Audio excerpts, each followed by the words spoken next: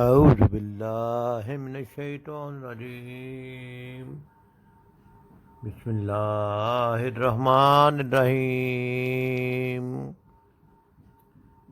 وَلَقَدْ آتَيْنَا اور البتہ ہم نے دی موسیٰ کتاب موسیٰ علیہ السلام کو کتاب وَقَفَّيْنَا مِن بَعْدِهِ بِالرُّسُلِ اور ہم نے پے در پہ بھیجے من بعدہ اس کے بعد بالرسل رسول اور پھر ہم نے پے در پہ اس کے بعد رسول بھیجے وَآتَيْنَا عِیسیٰ ابْنَ مَرْیَمَ الْبَیِّنَاتِ اور عیسیٰ علیہ السلام کو کھلی نشانیاں دیں وَأَیَّدْنَاهُ بِرُوحِ الْقُدُسِ اور اس کی مدد کی روح القدس کے ذریعہ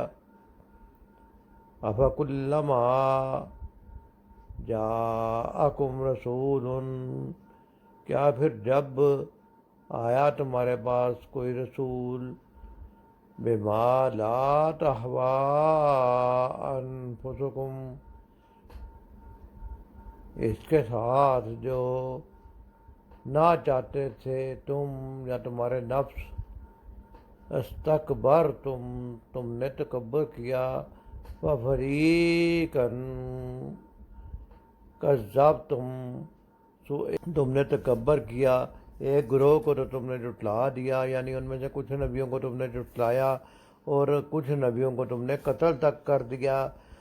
اور ہم نے موسیٰ علیہ السلام کو کتاب عنایت کی اور ان کے پیچھے یکے بعد دیگرے پیغمبر بھیجتے رہے اور عیسیٰ بن مریم کو کھلے نشانات بخشے روح القدس یعنی جبرائیل سے ان کی مدد دی تو جب کوئی پیغمبر تمہارے پاس ایسی باتیں لے کر آئے جن کو تمہارا جی نہیں جاتا تھا تو تم سرکش ہو جاتے رہے اور ایک گروہ انبیاء کو تو جھٹلاتے رہے اور ایک گروہ کو قتل کرتے رہے۔ یہاں پر ان آیات میں یہودیوں کا عمومی رویہ اور ان کی سرکشی کی وجہ کا تجزیہ کیا گیا ہے۔ گزشتہ آیات سے ہم پڑھتے آئے ہیں کہ بنی اسرائیل کو ان کی اصل ذمہ داریاں ان کی مقام و مرتبہ اور منصب یاد دلانے کے بعد اصل ذمہ داریوں کی یاد دہانی کرائی گئی کہ تمہارا کام کتاب اللہ کی پیروی اور دعوت اللہ اور کتاب اللہ کے ساتھ جڑے رہنے کا تھا۔ جب تم نے اللہ سے اللہ کی فرمانبرداری کا عہد کیا تھا لیکن تمہارے آباء و اجداد نے تاریخ کے مختلف اوقات میں اللہ کی تعلیمات کو نبیوں کی تعلیمات کو جھٹلایا اور اللہ کے عہد و پیمان کو توڑ دیا۔ تم نے وہ عہد بھی توڑ دیے جن کا تمہاری زندگی سے تعلق تھا، ان اساسی اور بنیادی اصولوں سے تعلق تھا اور آخرت کے متعلق بھی ان عہدوں کو توڑ کر نبیوں کو جھٹلا کر تم عذاب کے مستحق بن گئے۔ اس سارے انحراف کا اس ساری گڑبڑ کا سبب کیا تھا؟ سبب یہ تھا کہ انہوں نے زندگی کی ترجیحات کو بدل دیا تھا۔ ان کی منزل دنیا کی ہو کر رہ گئی تھی۔ ان کی منزل آخرت کے لیے عمل کرنا نہیں تھا بلکہ ان کی نظر دنیا میں ہی ختم ہو گئی، دنیا میں ہی رہ گئے، دنیا کے لیے تگ و دو کرتے رہے اور اس دنیا کو پرائرٹی دینے کی وجہ سے اور آخرت کو بھول جانے کی وجہ سے بالآخر انہیں اللہ نے دنیاوی زندگی کے علائشوں میں اس حد تک مبتلا کیا کہ وہ آخرت کی حقیقت سے محرومی کے نتیجے میں زندگی کی بالیدگی سے ہی محروم ہو گئے۔ لہذا آخرت کو نہیں بھولنا چاہیے، دنیا کو اپنا مطمع نظر نہیں بنانا چاہیے بلکہ نظر آخرت پر اور رب کے سامنے کھڑے ہونے کا یقین ہونے پر ہونی چاہیے تاکہ ہماری دنیا بھی بنے اور آخرت بھی بنے۔ تفسیر ابن کثیر میں یہ خود پرست اسرائیلیوں کے متعلق بتایا گیا کہ ان کے اناد و تکبر اور ان کی خواہش پرستی جو کہ یہاں بیان کی گئی ہے یہاں تک پہنچی کہ انہوں نے تورات میں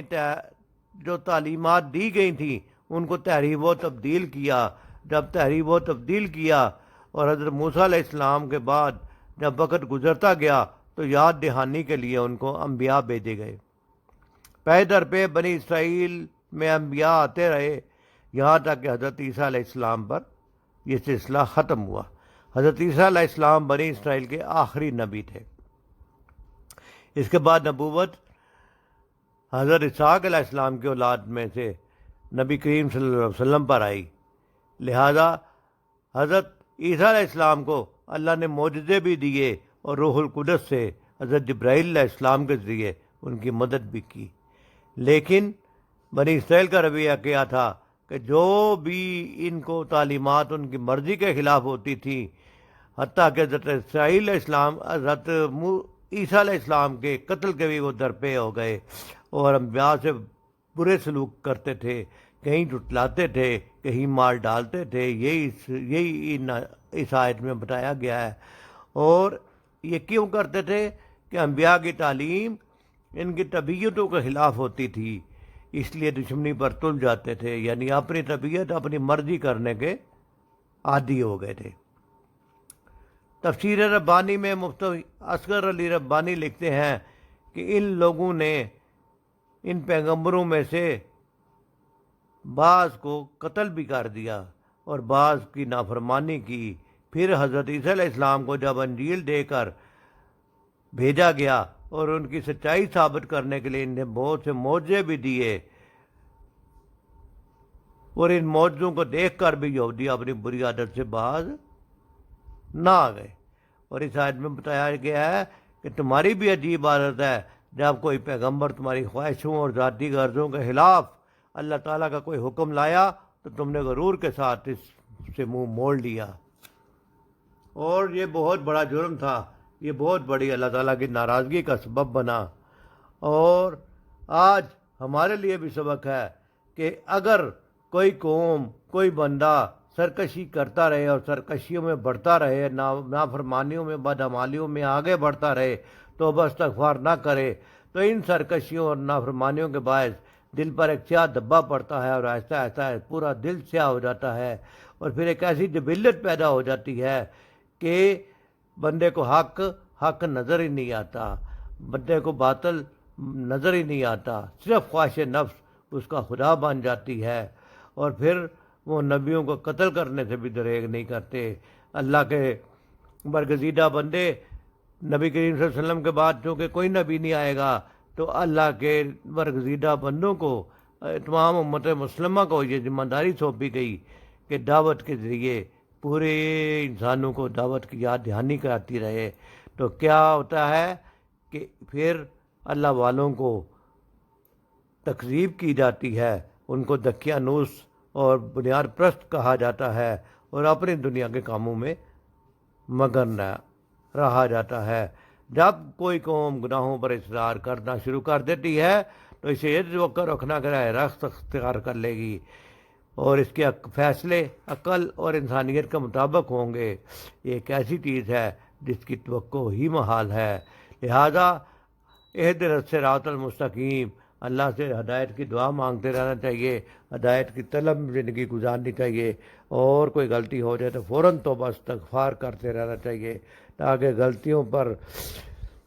جمے رہنے کی وجہ سے کہیں دل سیاہ نہ ہو جائے. اور یہ بہت بڑی ناکامی ہے کہ اچھے اور برے کا پتہ ہی نہ لگے. اللہ تعالیٰ سے دعا ہے کہ اللہ تعالیٰ ہمیں اچھے اور برے کی تمیز عطا فرمائے اور اچھے کام کرنے کی اور برے کاموں سے بچنے کی توفیق عطا فرمائے, تاکہ ہم ان چیزوں سے بچ سکیں جن چیزوں کی وجہ سے بنی اسرائیل پر عذاب آئے. اور اس آیت میں جیسے فرمایا گیا کہ اللہ تعالیٰ نے پہ در پہ رسول بھیجے, عیسیٰ ابن مریم کو بھی روشن نشانیاں دے کر بھیجا اور روح پاک سے ان کی مدد کی. اور پھر اللہ تعالیٰ نے اس بات کو ناپسند فرمایا کہ جب بھی کوئی رسول ایسی چیز لے کر آتا ہے جو تمہاری خواہش نفس کے خلاف ہو تو تم اس کا انکار ہی کرتے ہو. لہذا آج ہمیں دیکھنا ہے کہ اللہ کے نیک بندے جو ہمیں اللہ کا اصل پیغام یاد کراتے ہیں ان کے ساتھ ہمارا رویہ کیا ہے. بنی اسرائیل کے ساتھ بنی اسرائیل میں نبیوں کو مبعوث کیا جاتا تھا، اور آج اللہ تعالیٰ اللہ کے نبی صلی اللہ علیہ وسلم آخری نبی صلی اللہ علیہ وسلم پوری امت کی ذمہ داری لگا کر گئے ہے، تم بہترین امت ہو جو لوگوں کو اچھائی کی تلقین کرتے ہو اور برے کاموں سے روکتے ہو۔ اس لیے آئیے امر بالمعروف اور نہی عن المنکر کے فریضہ کو پھر سے تازہ کریں اور اللہ کو راضی کریں۔ وما علینا الا البلاغ۔